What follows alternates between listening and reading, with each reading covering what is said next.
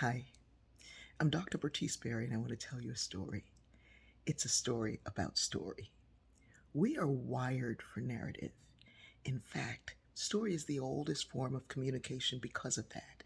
It brings communities together, it bonds you in a community. There are stories in my family that we can just say one line, and everybody in the family just falls out laughing, and then we have to bring in the new person and let them know what that story is about. Everything in the air. There are family members right now laughing. Anyway, because story does this so well, sometimes you can appear um, rude because you jump in and go, "Oh, that happened to me." And that's a point of connection. And so we have to learn to listen for those points of connection without centering. Now, I didn't realize how much people centered in other people's stories until I started doing this. When I would go out and I'd go to racial healing or racial harmony workshops, people would say, "Oh, this one, we only want black people to speak only. We only want," and I'm like, "Well, why would you only want one group? We all connect to the story." And then I realized why. Because people were centering themselves so much in someone else's pain and observations that they took over the story. So there's a difference between connecting and centering yourself in someone else's story. I hope you can hear and understand that. I want everyone to be able to participate and connect and hear their points of story. Sometimes people think that I'm leaving them out. The other day, a joke fell flat, and it was a joke that I needed to tell because I was telling a very painful and difficult story.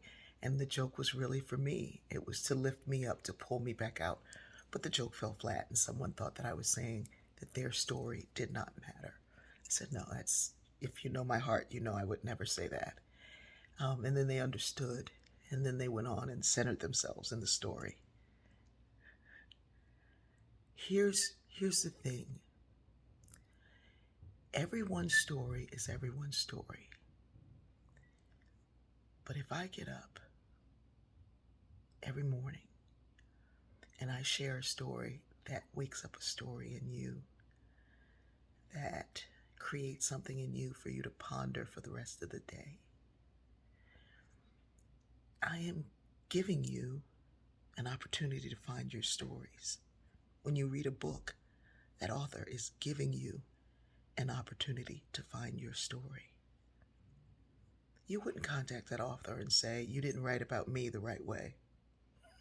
You didn't talk about me. You left me out of your book." Likewise, I'm not leaving you out of the story.